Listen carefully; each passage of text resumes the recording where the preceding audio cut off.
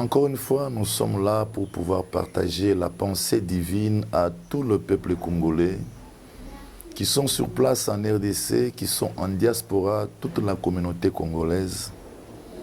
Mais voici encore une fois dans cette campagne que je lance à travers le message révélé par le Tout-Puissant, message donné en 3 volets, le retour, la libération, la restauration, dont nous intitulons pour la RDC le temps messianique. Bandeko Bolingo, Bandeko Nyonso, Bisika Nyonso Bojali, encore une fois, Nazali Bosso Nabino, toujours pour la campagne à message, Oyo Nazali Nayango, et Uta Epai na Mokeli, O Etali Bozongi, Bokango Lisami, Pe Bufulu Kisami Amboka. Toyebi ke ekolo na biso uta bokoko ya ba Congolais toza ko reconnaître que nanu tozui kimia te. Avant indépendance, mboka na biso ezalaki colonisé na ba Belge et batata bakoko ba biso ba vivaki ba calamité ebele, ba atrocité ebele. Tango toye kozwa indépendance, wana topesi matondo na ba nyonso bapesa bomoi na bango pona indépendance. Tokanisaki ke sasa ipi tokozwa kimia pe tokovivre na mboka na biso na esengo.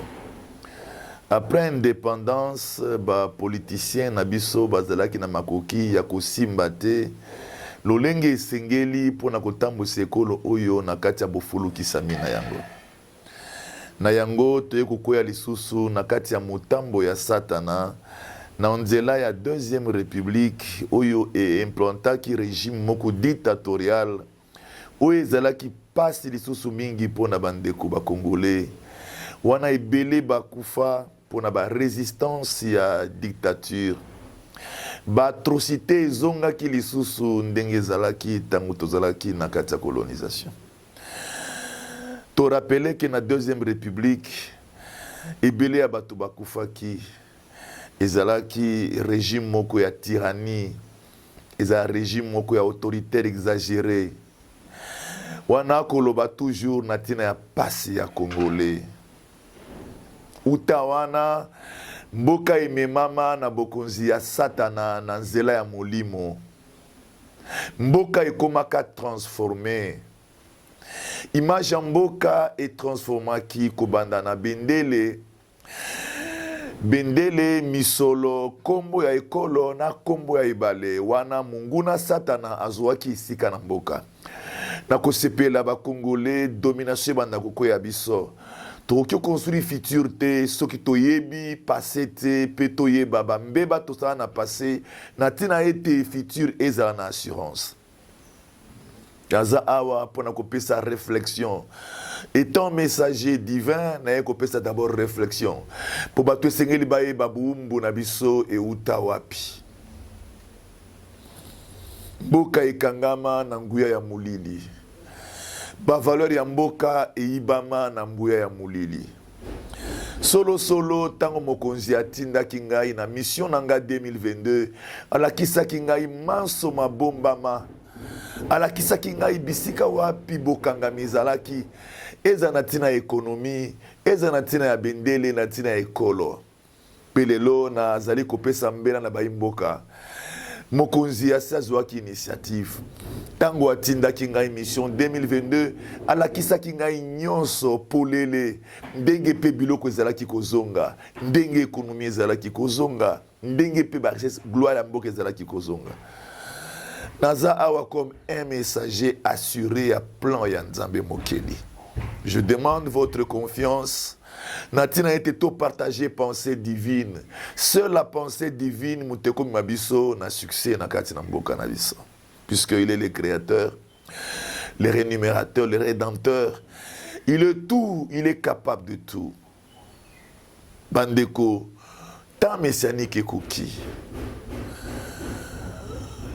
Depuis 2010, Mokeli a telemisaki ngai na kuku kotalisaka ngai tango isu ndenge nini ye azali kukanisa pona ekolo. naza awa kobandananu na passé moke pona ko stimuler yo congolais bisiki ezali ozali eza sous tango ya kobina te eza tango ya koyemba yemba te eza tango ya koloba loba te eza pe tango ya kofinga finga te eza tango ya réflexion obalobaka trop c'est trop temps ekoki esengeli to vivre changement ya justice ya ekolo solo depuis 2010 mokili azalaki kotalisa ngai une année avant élection 2011 nani akotia na mboka azalaki kosala yango likolo ya mutu na ngai. J'affirme ça, peuple congolais, devant le Père, devant les anges, devant le peuple qui sont vous. Pona kolakisa bino ki azali déjà kozwa initiative ya mboka wana biso toza na kati ya ignorance wana peuple congolais na kati ya ignorance mais aza kosala initiative depuis 2010. Je me rappelle bien quand il me révéla m'ordonna d'établir un président de la République. Na mona kiango 11 mois avant, j'ai annoncé au peuple que l'Éternel m'a élevé. A Tchengana Loboko, dirigeant Songolo, a Lobina présenté que Moutoya Kokonzamboka Ewana. Bae bandimaki, o bandimaki te et suka kiwana, mais tango ekoka ki aba élection, Moutoya na bimaki, Yazaki Bokonzi. Et le cas qui mboula tamboula mobimbate, Moutoya na koma ki rejeté, tango nkolo a rejeté ki ye, même pas une année. Tango nkolo a rejeté qui est na mona musu soyez liboso na ngai alobi na ye ko rendre grâce et pas na nzambe mokeli pour na pouvoir apesi ngai Moutoya ezalaki Etienne Tshisekedi wa Mulumba elongina ezalaki frère lokola mwana moke mais nzoto na ezaka ndenge koma déjà kokoma ya mukolo nazali kokamwa na kati ya songe comment est-ce que Moutoya a déjà mukolo mais nzoto na eza frère lokola mwana moke ezalaki na langa. C'était juste avant une année, juste après prestation, il y a serment, il y a président, il y a exercice antérieur. Bien aimé, tango tokoma ki kozela tama ponami 2018, tout ce qui s'était passé était passé, mais oyo Moutoya la kisa kinkolo la kisa kingaye koloba na ye pour rendre grâce et pas nzambe pour pouvoir apesi ngai nde oyo mwana ya telema kikati na comprendre le langage apesa kangai autrefois nzoto ya koko nzoto ya mukolo mais longia mwana muke c'était kolakisa ngai ki incarnation na ye wana mokonzi ya mboka tan ya zui pouvoir azanga ki ba conseil ya malonga ba conseil spirituel ba magicien Moutoya tellement qui na plein nzambe ba égaré lisusu ake na plein satana lelo moya tele misamboka ezali te o eza solo toko sala semblant ekolo na biso eza ekolo eponama ekolo na biso eza ekolo ya mokeli ekolo na biso eza lokola Israël. Totika kosala assemblée makambo tokoyoka potoko tuena ba analyse na biso toujours na forme ya image politique te ekolo ya nzambe eza ekolo ya ba mystère eza ekolo ya ba miracle ba pensée ba analyse naturelle o ebetaka na misu eza nango na effet. Voilà pourquoi tout ce que nous avons fait avec les sagesses humaines et ça là et locotel puisque ba konzinyo so autant ba kozwa pouvoir bazali kotika plan ya nzambe kati na bango baye ko emprunter ba voie ya séduction ya mokili na ba magie lelo mboka continue toujours na devoir toza na pasi lipa moko na kin marché 700 francs lipa moko 700 francs na kin marché toza na pasi ok na ba province okuta saki ya fufu 100 000 21 kilos 100 000 francs toza na passe eza kosala semblant te mais toza mona passe boye pona nini to mona passe boye poto kotika sagesse divin et agir to kotika bisika mokili fo avanda to kotambo na ba magie. Voilà pourquoi tinna kinga ekoyebisa peuple congolais le retour bozongi bolongwa na ba magie tolongwa na ba voix ya mabe tolongwa na ba voix ya mabe kotambola elongo na satana et pesaka toujours malheur na ekolo o etangama ekolo ya nzambe. Oh bien-aimé, je pense que même l'appareil de l'État abakendaka na ba église Je pense que l'institution est belé les chrétiens.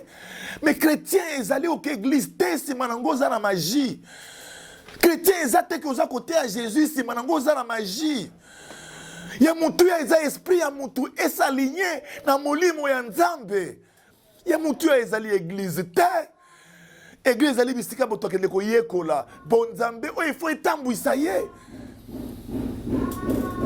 Nous avons une nation. Yankolo oyo ba ibanso ba kosana na nation yango baza ko kende na ba église mais baza toujours na ba magie. Peuple congolais nkolo ayebisinga na yebisa bino to zonga na nzela na ye to tika ba voix ya ba magie to se détourner na ba voix ya mabe. Boza ko résister pona nini yoka ndenge ya loba na nga na Isaïe 14. Alobi a ko rétablir ekolo. Pe a ko juger ba oppresseur a ekolo. Oppresseur Césayo. Tu t'es emparé de tout pouvoir au tinango na ba loge. Power Jesus. Ti wapi. Il y a un Dieu qui va mettre fin. Il a annoncé qu'il va mettre fin. Il va juger l'oppresseur. Oza wapi yokangai. Yo kanga yo kendaka église protestant, église catholique, après ozana ba magie. Yo kanga sénateur. Ba sala misala ya magie utakala, ba suka na ba malheur. Zela ya satana et sukaka na ba liwa précoce. Botika ka na ba génération ba na bino ba malheur. Bozonga epai na mokeli.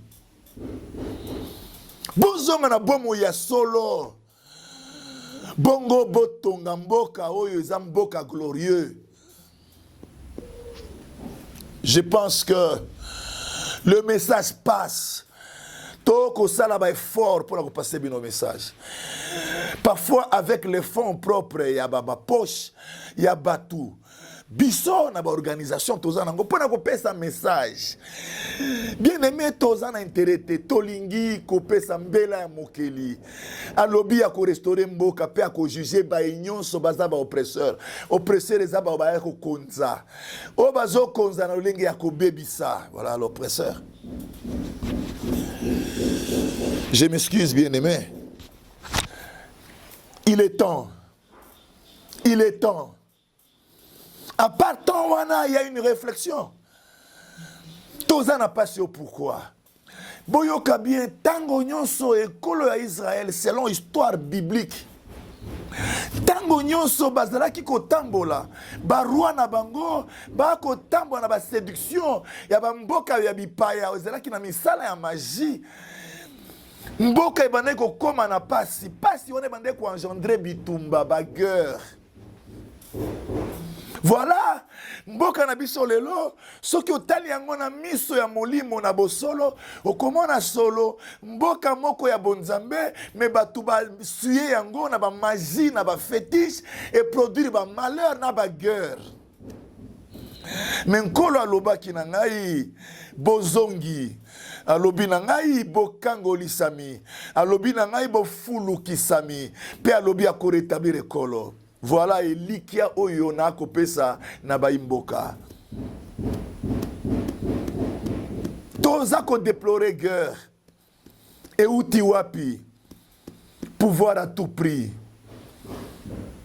Koluka kozwa solution na mboka na lenge nyonso koya. Tokei ko lamusa banguna bavandaka na bango. Toko lamusa bango baya ko soutenir biso to sala ba coup d'état. Voilà les illégitimités. Ba illégitimité de Botakaboye. Voilà pourquoi il faut toujours saluer Etienne Tshisekedi wa Mulumba. Mutu oyo asala qui lutte pour la liberté et la démocratie. Azala ki na monde où baza kotala ye mais a contacta mutu moko te. Aluka mutu moko te a libanda po asunga ye azwa bokonzi ya mboka. Akufa sans bokonzi.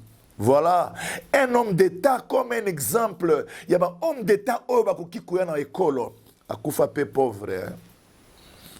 Azala qui n'a tout pour s'enrichir. Je ne dis pas paix à son âme. Je dis qu'il est un grand héros.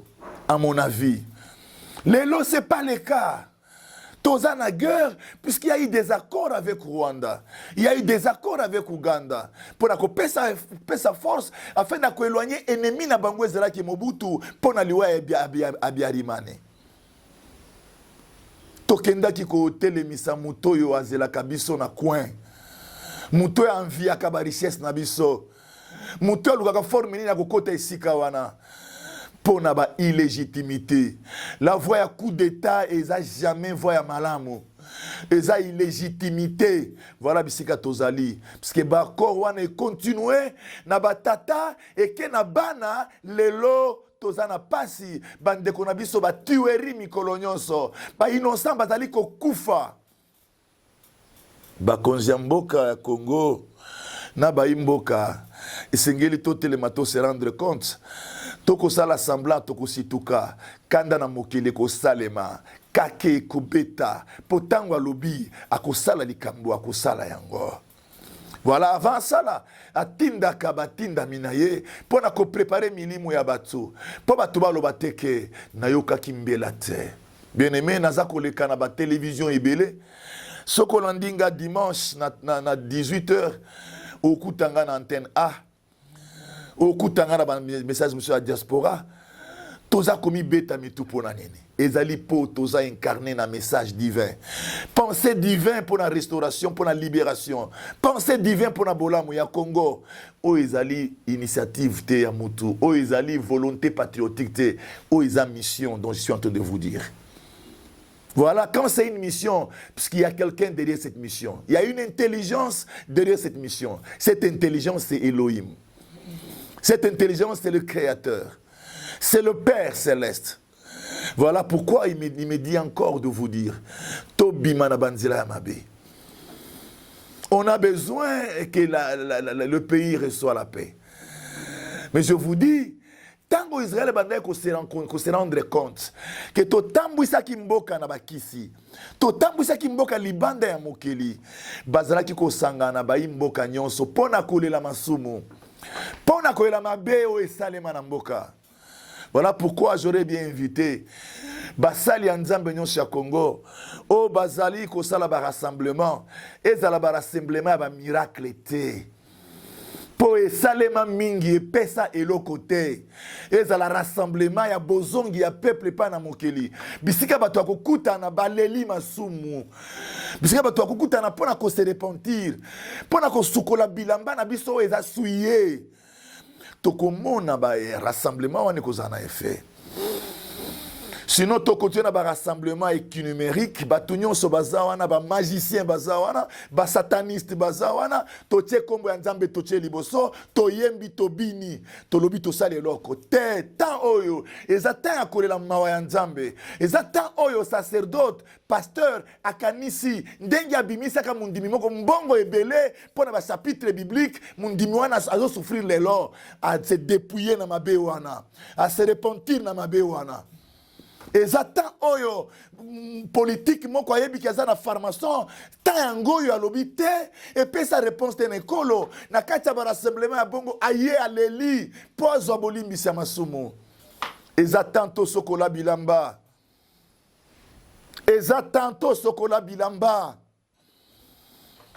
Toko tanga kombo ya nzambe kaka pamba te alobi na deuxième commandement ko tanga kombo ya nzambe pamba te eza ndenge nini toko tanga kombo ya nzambe me toza na kati ya misala ya mabe misala ya mulili misala ya oppression eza lokola ni ekozala abus ya pouvoir ekozala pouvoir appareil de l'état ekozala pouvoir pastoral, c'est-à-dire soki ngai motei naza na pouvoir sur batu nakanisi ba problème ya vie nanga ngeko senga bango mbongo boye lokola chapitre biblique eza oppression totika makambo wana peuple o baza na pasi baza ko luka tango toyaka na pouvoir na biso ya kombo ya nzambe komba lingaka nzambe bakenda ko beta mitu ta ya kozonga na nzambe yangoyo to primete to ma bango liboso na mokeli ensemble na biso batei na bango to peto la bilamba na biso to zongi sekolo place esengeli ezala. Il y a un temps pour toute chose, peuple congolais. Il y a un temps pour toute chose, peuple congolais. Il y a un temps pour toute chose. Ce temps, il m'a envoyé. Apporter le message du retour. Bozongi. Bozongi naye, likolo ya ekolo. Bozongi ya ekolo oyo kanga makakala. Bozongi ya peuple oyo baza captif tilelo apasi. Bozongi appareil de l'État oyo eza bloqué. Bozongi ya économie oyo eza lié à l'extérieur. Etango toko tatola yango muto atindi biso aza ya kotelema. Aza na nguya koleka banguya nyonso. Oroshekiri abasantela orashik. Bien-aimés, je pense que nous allons vers un destin terrible. Nous vivons la puissance de Dieu, Boinamisu. Je vous affirme et je vous confirme. Et je vous promets, il est temps, vous verrez l'Éternel se manifester comme jamais s'est manifesté dans le monde. Je vous assure, pour pona ekolo oyo. Pona ekolo oyo, bokomona même en Égypte. J'en appelle à tout Congolais à comprendre le langage oyo. Parce que tango azana pose à kozongi sa trône na ye kati na ye. Aza capable de tout. Mais ce qui est plus important, tozonga na ba réflexion. Oyo bazana ba réflexion ya kotala la réalité politique ya Congo, kaka ndenge ya kotala boeto changer. Oh, bazana na kati ya ba situation ya ba bajulation et sengeli ya lobanatina ya pouvoir quelconque pour ba mona malamu to changer to luka pensée divine. Je vous assure que Monsieur et Félix Antoine Tshisekedi n'a pas besoin de pouvoir. Ezabi no ba conseiller na ye ba plateforme oyo bozali ko gagner na sima na ye nde boza wana bozali ko dondwa bozali ko luka toujours ko tindika ye mwana mobali oyo mbula mobimba oyo atamboli na ba avion ko luka solution à Congo azawana aza épuisé asi asali examen de conscience amoni vraiment nini na sali oyo e okaki ko produire te ndenge azawana ayebi ki adversaire na ye eza politique te. Ayebi ki adversaire na ye eza nzambe mokeli. O ye alingi azongisela ye pouvoir. Botika Félix Kimia. Botika ba démagogie, botika ba bajulation, botika ba analyse politique naturelle. Nous sommes au temps où mbela ya nzambe eza kotalisa peuple de Dieu tozonga koluka pensée divine. Zonga koluka pensée divine, puisqu'avec les pensées naturelles et l'okomori salemité. J'en appelle à tous les prophètes du monde entier, congolais. Avant toloba, toluka pensée divine. Biso ba peuple nzambe tokoloba kate lokola ba païen. Tokoloba kate na ba analyse lokola ba païen. Biso toza oyo, toza sima intelligence ya Elohim. Toza ba oyo ya Christ. Il faut toluka penser à Christ en ce moment précis. Penser à Christ n'attend o eza nini. Bongo tolobe la peuple. Bongo to sensibiliser peuple. Bakota na penser à Christ. O eza penser à Messie. O eza penser messianique. O yemo quoi révéler. Bo yeba peuple congolais. Bozongi à Congo et Koki. Tant la libération à Congo et Koki. Est-ce que Kobima, libération est Kobima dans la politique? Est-ce que libération à Congo est dans la politique? Ba politique, ba pessi, ba impérialiste du pouvoir. Pour un raisonnement naturel que Bangonde, il faut pas dicter sur les nations d'Afrique. Ce sont les politiques qui couraient derrière l'Union européenne, derrière l'Amérique, puisqu'ils savent que c'est là où il y a des seigneurs du pouvoir. Non, nous on a le Seigneur des seigneurs. Et sa pensée, c'est la libération. Sa pensée messianique, c'est la libération. Il va établir un ouin qui ne sera soumis à aucune nation du monde. Voilà pourquoi, Tozana Katiaba guerre, les accords avec les accords avec des pouvoirs tirés aux impérialistes. Ils n'ont rien fait. Ni l'Amérique, ni l'Europe. On nous injurie d'ailleurs que Tozaba faible. Nous n'avons pas pu assurer l'intégrité nationale. Ce sont eux vers qui vous cherchez. Vous avez cherché le pouvoir. Voilà, je vous annonce la fin. Pour une nation à part. Pour un peuple qui décide pour leur destin. Ô président de la CENI, Yoka bien message Oyo. Soyons complices, nous les Congolais. Président Yasseni, Yoka message. Soyons complices, nous les Congolais. Cherchons la pensée divine. Cherchons la pensée divine. Puisqu'il y aura des choses terribles qui vont s'accomplir en cette année et en ces temps pour ceux qui ont le pouvoir en RDC. Ne vous hasardez pas, comme ça a été fait aux années antérieures, où il y a des consensus de gens qui font des délibérations pour établir les gens dans leurs pensées. Je vous dis, Félix Tshisekedi avait été établi comme un plan de Dieu. J'avais vu ça en 2012. Je l'avais annoncé, mais il s'est égaré de la voie de Dieu. Il a eu des conseillers magiciens, des conseillers fétichistes, des conseillers occultistes. Ils ont dévié celui qui était le plan de Dieu. Voilà pourquoi jusqu'à aujourd'hui on n'a pas la paix. Puisque l'Éternel dit, ma gloire je ne la donnerai à personne. Et voilà le temps messianique où il faut que la pensée de Dieu puisse primer. Soyons complices, peuple congolais. Que ce soit le temps du peuple, la décision du peuple de forme pure, sans corruption, sans achat de conscience, où on va amener tout le peuple à réfléchir et à faire prendre une décision pour un choix idéal, afin que nous ayons un pouvoir qui provient du peuple par le Tout-Puissant. Vous verrez le pays changer, puisque la pensée divine est là. Ici, c'est le messager Alain Jérôme Mouyumba qui annonce la parole, le message du retour de la libération et de la restauration. Et invite à tout Congolais que le temps messianique est là, le temps de réflexion est là, le temps de décision est là. Dépouillez-vous de toute manipulation politique. Dépouillez-vous de toute vente de conscience. Soyons Congolais, pensons au destin du pays par rapport à l'histoire, afin que nous puissions changer l'histoire du pays. L'histoire va changer, puisque l'Éternel m'a dit qu'il va rétablir le pays. Voilà le temps capital où les Congolais doivent chercher à jubiler. Congolais du monde entier, vous les exilés congolais qui n'ont pas la paix en Europe, qui n'ont pas la paix en Amérique, en Afrique, voilà le message d'espérance. L'Éternel m'avait révélé les jours où namona nazui clé na maboko ya Mobutu, bato namona baza ko ganga na esengo pe ko zonga ezalaki bato yo baza ba exilé congolais baza libanda. C'était le jour d'une révélation de la restauration du pays. Namona ki na ke na séjour des morts. Na telemi liboso ya Mobutu. Nazala qui kopesa oracle par rapport à la vie passée à la République. Namoni Mobutu abimisi fongola apesi ngai. Tango nazui fongola wana na yoki bikelekele makelele makasi natali le peuple du diaspora bazala qui ko sauter sengo pona ko zonga na mboka na bango. Je sais que bisika bozali malgré Bozouaka Bambongo, malgré Pebo Bozalaka, mais Bozaka toujours humilié. J'avais été aussi là. Je fais partie, j'ai fait partir. On a des talents, on distingue, mais on n'est pas toujours honoré. Écoute, je vous donne l'espérance. J'ai vu cette révélation.